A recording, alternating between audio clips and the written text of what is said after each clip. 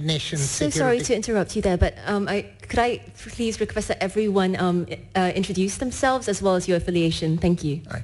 My name is KP Nair. I'm from India. I would like to know the panel's views on the only resolution that has been introduced in the United Nations Security Council on climate and security recently. Ireland and Niger tabled the resolution, but it was vetoed by Russia. And the pattern of voting was that India and China also were against this resolution, while 12 other members of the Security Council supported the resolution. Since 2007, efforts have been underway to get the Security Council to do something on climate and security. And there have been many piecemeal resolutions which refer to climate and security. But this was the only comprehensive resolution on this subject to date. So what does the panel think? What will be the way ahead? Because the pattern of voting in the Security Council has been similar to the pattern on resolutions on Ukraine and Russia, with India, China, and Russia taking that position.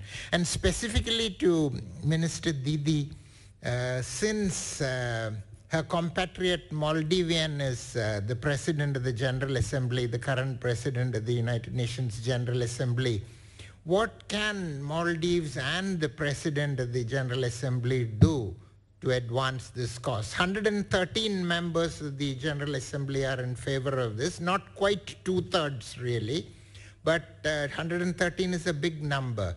So how can the Maldivian presidency advance the cause of climate and security? Thank you. And I think the last session for this round, my colleague Ben Schreier from the IISS Europe Office, Executive Director of the IISS Europe Office. Thank you, Lynn. My question goes to Minister of State Lindner. Thank you for your excellent presentation. Since you're also an expert in defense policy, I thought I'd pick your brain on how the Bundeswehr should be adjusted to green defense. First, should it become a goal and objective of Germany's first national security strategy? Should it be effectively stated in that document that green defense is an aspiration for the Bundeswehr? And secondly, how do we then build a more effective cooperation between the armed forces, industry and societal actors to really green the Bundeswehr, which is a national effort at the end of the day, if we take it then seriously? Thank you.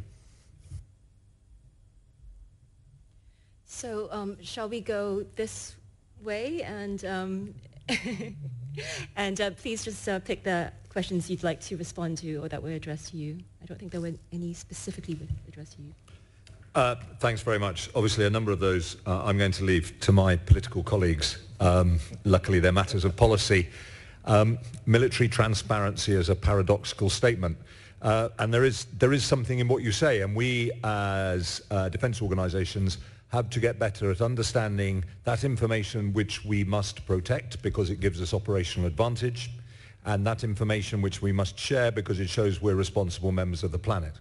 And I think this is a very live and real question for us, and one that involves not just us but also our industrial partners, because some of that technology, and I think this reflects a little bit Ben Schreier's point to Minister Linden about the German approach.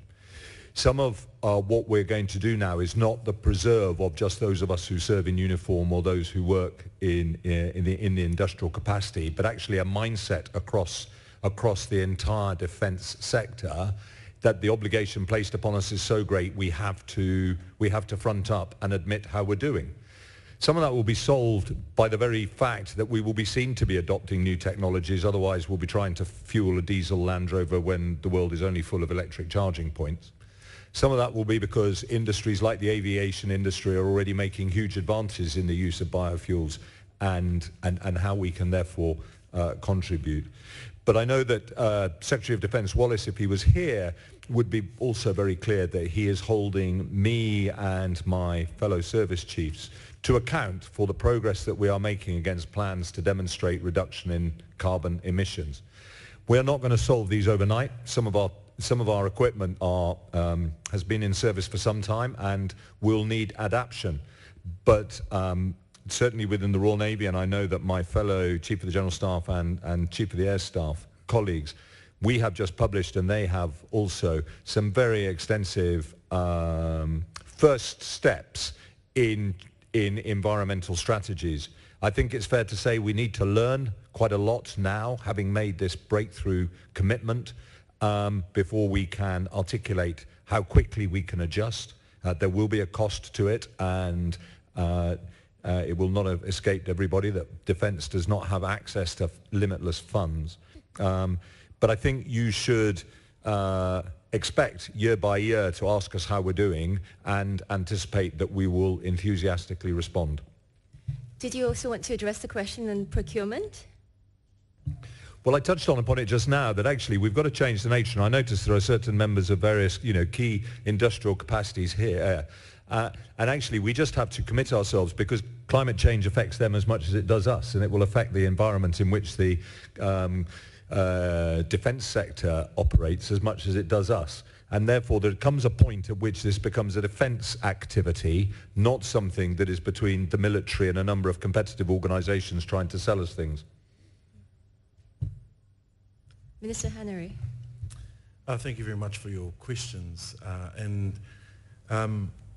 If I can start by saying that originally the New Zealand government looked towards a defence capability plan that was in 2019. Of course, lots has happened since then. COVID, all the matters that we've discussed around supply chains, high inflation, cost of living, matters that governments have to balance. Therefore, we've undertaken a process that will look towards our reprioritisation and making sure that the decisions we make with respect to our capabilities will be strategic, will continue to align with our government's priorities as we move forward and look beyond our electoral cycles and into a longer planning time, but also acknowledging too that in order for us to have the capabilities that will match the complex needs I described and you asked in your questions, it's important that these collaboration opportunities allow us to do that. And I acknowledge my good friend and colleague, Minister Seruiratu from Fiji, who we have a close relationship with, and we continue to look towards for their advice and their input that will contribute to the decisions we make with respect to our capabilities and our procurement moving forward. I've mentioned already our ship that we use, Aotearoa, which recently voyaged to Antarctica to serve our interests there. The other part, though, is of course very soon New Zealand will be upgrading to the P8 to allow us to have a far greater view and across our domain, and also our upgrade of the new Hercules allows us to continue to support and respond to matters in the Pacific. Those are the kinds of attention that are required over the, dare I say, short to mid-term. But if I were to gaze into the future, sir, and think about your question, what might be the kind of capabilities that we'd look forward to serving our country in these complex times, I think of the opportunities in technology, self-autonomous drones, etc., that can do large surveillance and reconnaissance work remotely, which obviously clearly don't require the large fuel, they leave a smaller carbon footprint. And I think those are opportunities that the likes of New Zealand would be welcoming as we explore those kinds of technologies that will help us respond to these complex scenarios, but also be the responsible citizen that we plan to be, as I described in my opening comments.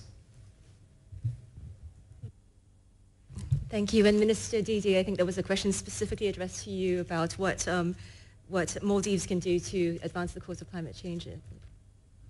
Thank you very much, Mr. Nair, for asking that question. Yes, we managed to get 2/3 UN positive yeses to be able to put our foreign minister as the president of the UN General Assembly. We are working very hard. Maldives was part of the core group who advocated for safe environment as a human right. The resolution was passed at the Human Rights Commission in Geneva. And Maldives, we are currently working towards a similar resolution in New York. We shall continue to appeal. We shall try to persuade. We shall not stop our endeavors to get climate on the agenda wherever, there is a debate about the future of our planet. Thank you. Thank you. And Minister Lindner, the two questions from Ben Trier.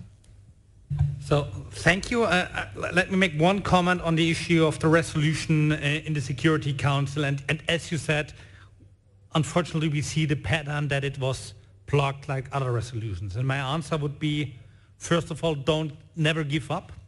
We should try to get a resolution within the UN system passed. My second answer would be, that's no excuse. And that's the reason why I mentioned the G7 initiative Germany led at the foreign ministers meeting. We are all as countries responsible in our alliances, in our communities to do what we can.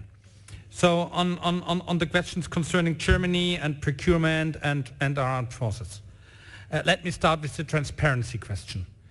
I believe, especially within NATO and the European Union, we should more emphasize the carbon footprint of our armed forces. And we should have indicators that are comparable, we should have lessons learned, we should have best practices. That's the first aspect. The second aspect is, I mentioned in my opening statement that Russian rockets almost hit nuclear power plants in Ukraine. And let me be very outspoken. From the point of view of my government, targeting a nuclear power plant is a war crime. So I can only hope that this was a mistake by the Russian forces and not something that was planned, because our understanding of international law is targeting such facilities, accepting such risks in a war is a war crime. Full stop on that.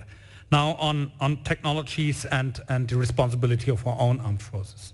As many of you know, our government is drafting for the first time, under responsibility of the Foreign Office, a national security strategy. We will finalize it by the end of this year.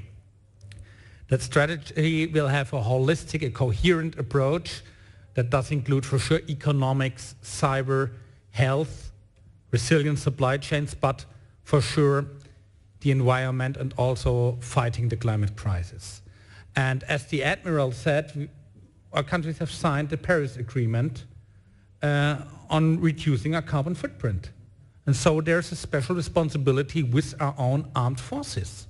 The German armed forces have the highest demand on energy as an organization in our country. So they have a responsibility.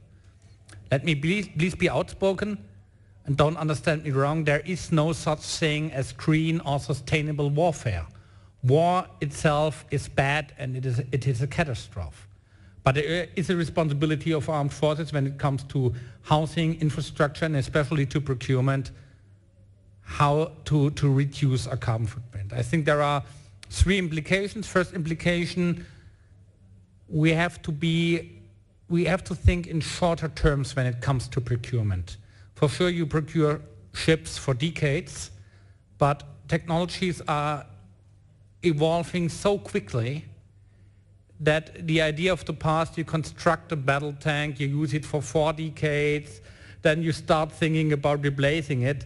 That does not fit to our times, to be honest on that. Second, The climate change induces the capabilities we need. I will give you one example.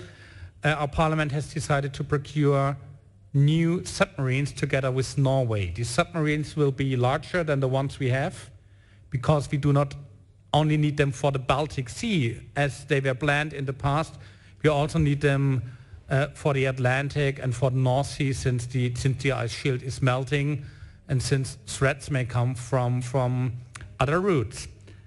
And third and foremost, I strongly believe, for sure, coming back to the battle tank or to the fighter jet, the purpose of a battle tank is fighting. But if you can compare two models and one has a lower carbon footprint, I think the decision should be obvious. And it should play a role in our procurement processes. And as the Admiral said, I believe also from an operational and tactical standpoint, it's an advantage to have tanks, to have jets, to have ships that need less fossil fuels. That's better for the environment, it's better for the climate, and it's also better from the standpoint of the operational view. Thank you. Thank you. I'll now collect the next round of questions. I think I saw the gentleman over there, Reinhardt, the first question, and then after that you, and then you. Thank you.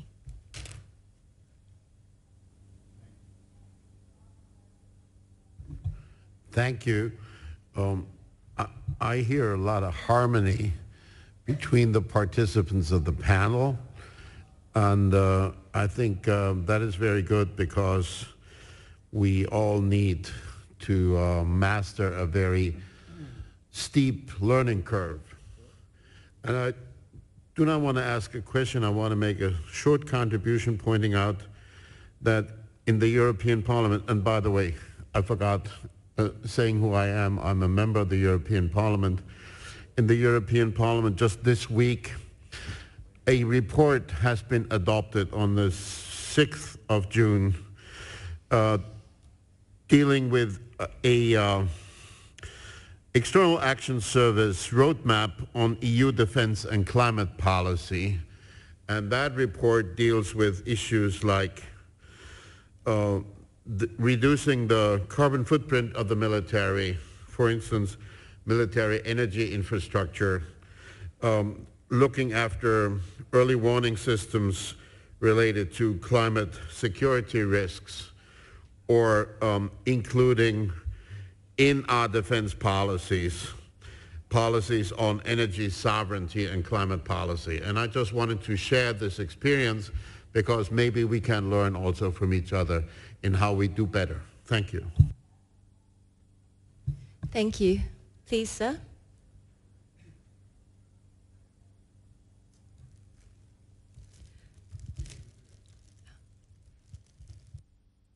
Just wait for the mic.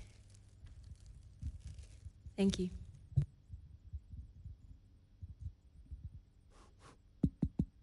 谢谢主持人。我是来自中国人民解放军军事科学院的研究员。对参加这个主题，就是关于气候变化和绿色国防。Perhaps we could all start using our translation devices. If you just give us a moment. 等一会儿。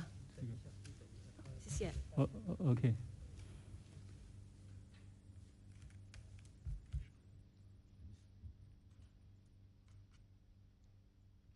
请。那我再重说一遍啊，谢谢主持人。我是来自中国人民解放军军事科学院的研究员曹延忠。对于参加这个关于气候这个变化和绿色国防的问题，我觉得是一个挺有意思的问题。刚才听到了各位嘉宾的这个介绍，我也认为有些嘉宾讲得特别好，就是我们共享一个这种美丽的星球，都应该这个维护环境。这个特别是这个在气候变化方面，表现出军队特色，做出军队的贡献。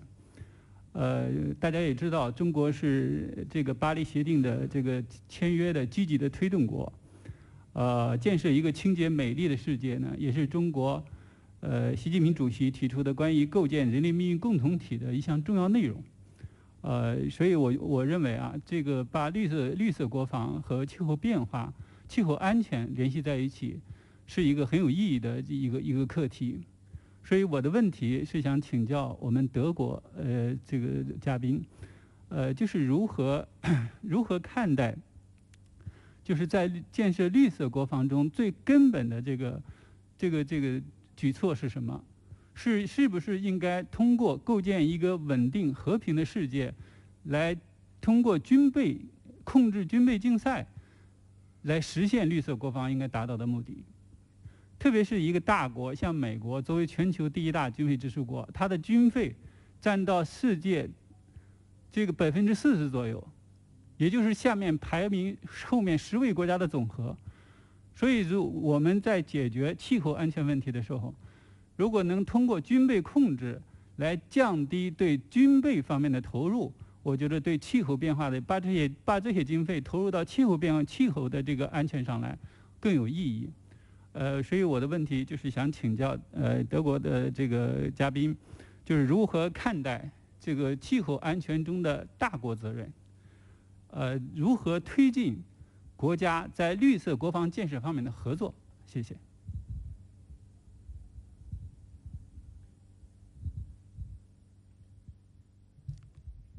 And Pia Renata, who's one of our young leaders.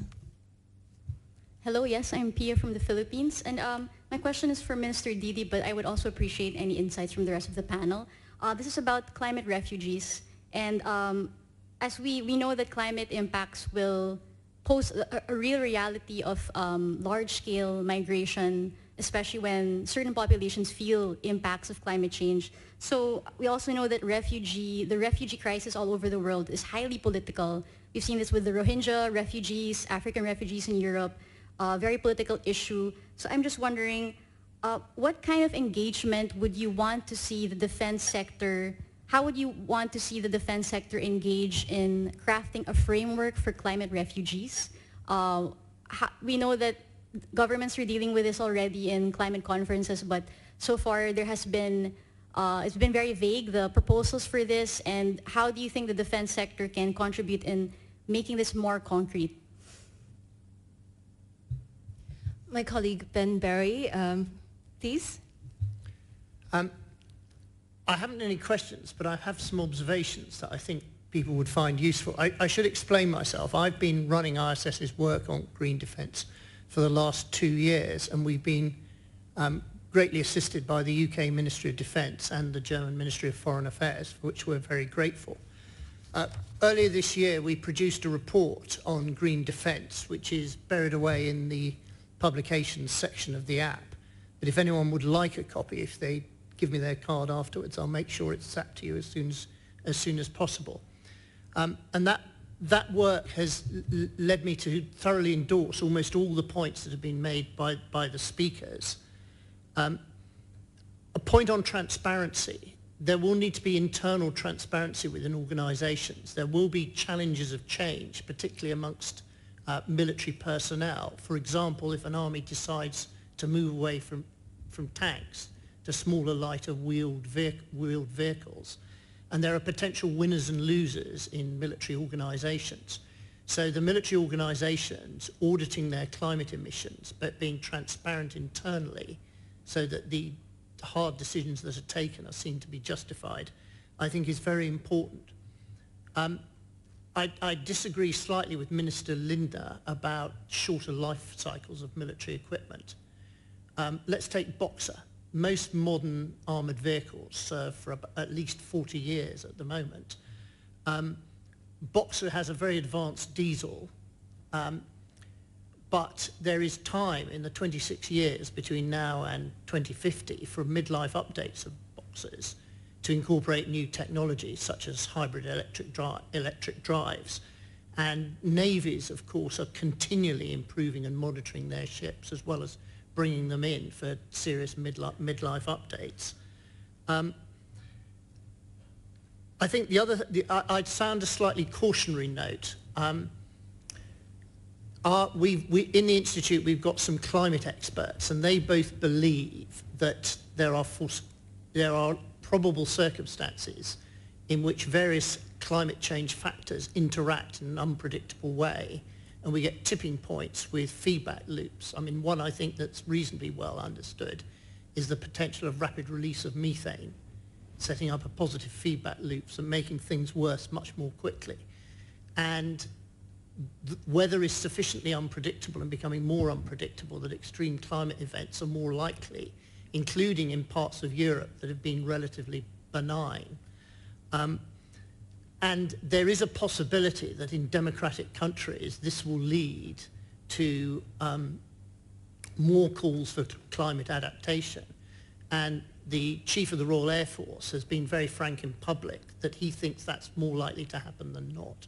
And that's one reason why he set the Royal Air Force as demanding stretch target of reaching net zero by 2040.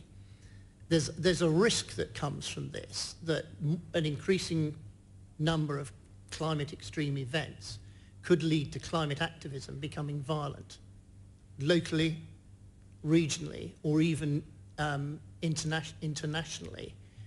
And I think it would be prudent to take that into account in strategic planning. I hope that helps. Thanks, Vin. And James Hackett, please. Thanks, Lynn. For everyone, I'm the editor of the Military Balance at the IISS. I was struck during the presentations by Mr. Lindner, Minister Hinari, and the First Sea Lord of the development of climate adapted and suitable military equipment, green capability development, if you will. But that's not a luxury for everyone, that everyone can afford. Small armed forces that rely on older kit and capability donations, for example, might not have the same benefits from climate adapted or greener military equipment. So my question to Minister Didi actually is, how do you think that larger nations, more established armed forces should help smaller nations in developing their armed forces, coast guards, if you will, as well, to introduce and develop and integrate equipment that's climate adapted from the beginning, so that your armed forces for smaller nations don't have to integrate that older equipment that's less environmentally friendly?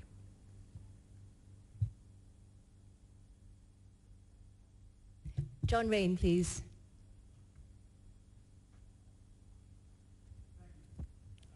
I wanted to invite the views of the panel on the reputational hazard which attaches to green defence, by comparison with the commercial and industrial sector, where the ESG debate has now clearly exposed the hazard of promising more than you deliver and being seen to be subject to external imperatives.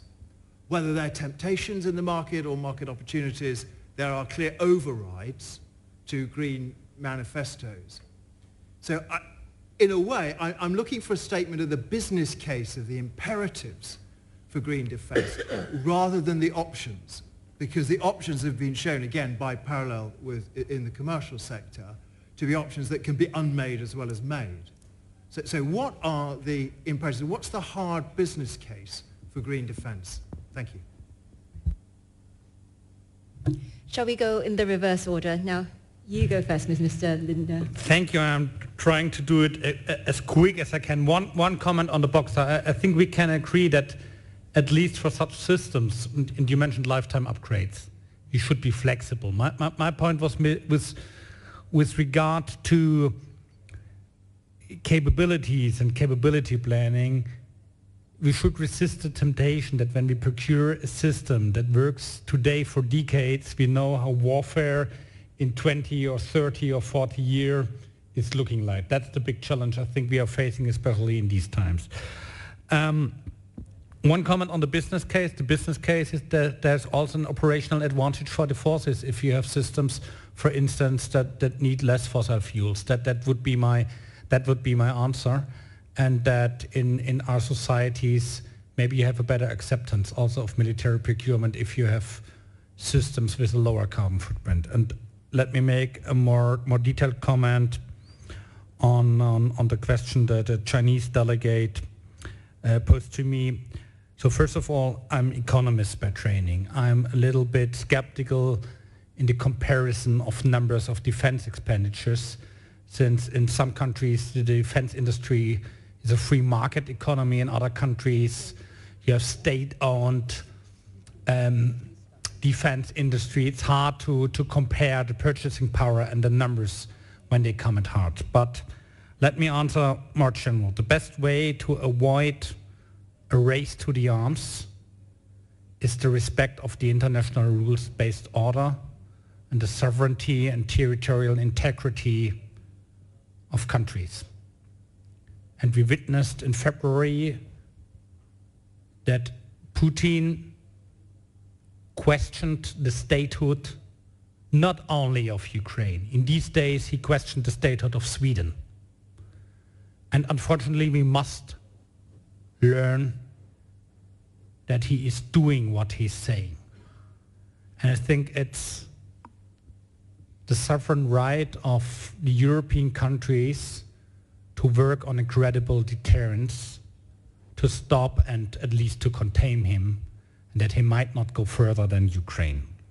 But beyond this, at the same time, we should look for something I would call complementary arms control. The time of arms control is not over, for instance, when we are looking at hypersonic weapons. And let me make one concrete example where we need the People's Republic of China as a partner. We in Germany have experienced a few years ago under the Trump administration that the INF treaty now belongs to history. A treaty that forbids mid-size missiles on European soil. A treaty that was settled between the Soviet Union and the United States of America about security in Europe. I personally would very welcome if we could go back to such a treaty. But if we are honest, Soviet Union does exist no more. And today it's not anymore about the United States and the Russian Federation. We need China as a partner and we need to involve the Europeans. And I'm convinced if we would succeed, that would make this planet more safe. So let's do not forget about such initiatives and such ideas. Thank you. I'll turn to Admiral Key next. Thank you. I'll just pick up on two themes, I think, that refer. The first is on the adaptability of kit, which is, by its very nature, we should look to last as long as possible, but make as adaptable as possible to embrace emerging technologies. So I would look at the ships that we're building for the Royal Navy today must have open architecture systems, and I'm not talking about that necessarily in an IT sense, but in a machinery sense, such that when advancements are made that allow us to reduce our carbon footprint, we can make those changes readily. And that is quite an obligation upon us and may involve shorter-term costs than we would wish, but has a longer-term benefit that we are obliged to live with. And I look at, there has been mention made a number of times in the last couple of days about HMS Queen Elizabeth. That is a ship we anticipate will be around for at least 50 years. She will be fueled very differently in 50 years' time and operate a very different form of aircraft in 50 years' time. I have no idea what they will be. All I know is that we have to embrace that when they come through. The other broader point, and I think just picking up on what my Chinese military colleagues referred to in terms of green defense, one of the things I think we in military organizations need to understand is our impact on the environment, not just in times of conflict when we can be utterly destructive, but also in times of peace when often we can be accused with understandable evidence of paying less attention to the environment than we should. Now in the UK, a number of the MOD land sites actually also contain sites of special scientific interest because as training ranges they tend not to be walked on by the public and therefore actually some wonderful elements of the natural world can prevail. But of course we then need to make sure that we protect and understand them and limit our training activities. We need to make sure that we don't build needless number of bases but embrace that which is available. The tendency for military engineers to pour concrete wherever they can is a factor of modern warfare, and I'm not sure that's a valid approach anymore. We need to fight with and alongside the environment, not try and bend the environment to suit ourselves. Minister Henare? Not speaking directly necessarily to a question, but probably a broader view of a number of the themes across some of those questions. I think about the Tongan volcanic eruption at the beginning of this year. There are no shortage of ships and countries that wanted to get involved but lacked the coordination. That taught us a number of things. One, of course, we have to get better coordinated. That's a no-brainer. Perhaps the most efficient or effective technology is a phone call. Sounds rather simple, but actually goes a long way. The second one is that as we look towards supporting Pacific nations in particular, and this is probably more to the question from Mr. Hackett here about the way we support them to develop their own capabilities so that they can be a value add to our network of response across vast areas. And one of New Zealand's key roles here is, of course, and I mentioned my colleague Minister Seruiratu, is a very clear statement of intent between us towards looking at how we support them and they support us across our response frameworks and our response time frames across such a vast area like the Pacific Ocean and even further south into the Southern Ocean. And I think that's really important. But sometimes it does mean that actually one has to put their money where their mouth is, and simply hand-me-downs or handing down your current capability, we must make a clear decision on whether or not that's the right thing to do. And actually what might be better and far more effective and green, if you will be to put our money where our mouth is. And we can only do that if we do that collaboratively when I think across an area like the Pacific. And the last word goes to you, Minister Didi. Thank you, Dr. Lee. Your question, Ms. Ranada, on climate refugees. As I mentioned while I was speaking, tsunami, although not climate related, so 13 islanders having to be relocated. The island of Hatifushi, which suffered from extreme weather conditions that they couldn't stay on the island, had to be relocated. So these sort of things which we face every day, for instance, when the tourist in Maldives is on the beach looking at the full moon, our forces are on the ground going somewhere because the high tide has come into the island and it's become flooded, and we have a very low water table, so water from underneath also because of the high tide rises, and in addition, if it rains then the water from above is going into the houses as well. So these sort of climate related disasters are becoming more and more common. Every month we are facing it, every year we are facing it, and many island communities relocate. And as I told you, these undermine the age-old social, political structures. It makes the communities poorer as well. And when they have to go to the other islands and live there, less resilient and more porous to malicious idealists, malign actors, like violent extremism or extremist ideologies, where preachers, when they have nothing, it's easy for them to be indoctrinated with extremist ideology. So you can imagine it at a larger scale. We are facing it smaller scales because we are 1,000 islands, but 189 inhabited islands. Most, as I told you, the highest point barely 3 feet. So if there is flooding and all that, it really affects us, and it is something real that we suffer every day, and our forces are stretched. Mr. Hackett, your question, in fact, your observation is very valid. We have the same problems, you know, IUU fishing, narco trading in the region, search and rescue missions, which we have to address. You know, if a life is lost at sea or there's rough weather, our people have to go out, you know, they do the searches and all that, and we need Coast Guard equipment. Yes, we rely on older equipment, to some extent the hand-me-downs. And so, in fact, we are polluting ourselves, and we, as I told you in the beginning, for soil erosion, shore degradation, and to protect our shores as well, it will take about $8.8 billion US, which is about 4 times our annual budget.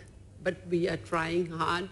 We are appealing to the international community. We are appealing to those concerned about climate change, that it is real. It is not something on the textbooks. You have to just go to the Maldives to feel it, to believe it. Many islands, you know, smaller islands have disappeared.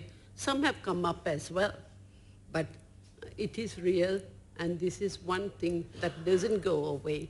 We really have to address it, and I'm glad that the IISS chose this as a forum to speak about climate change and what the future of our planet.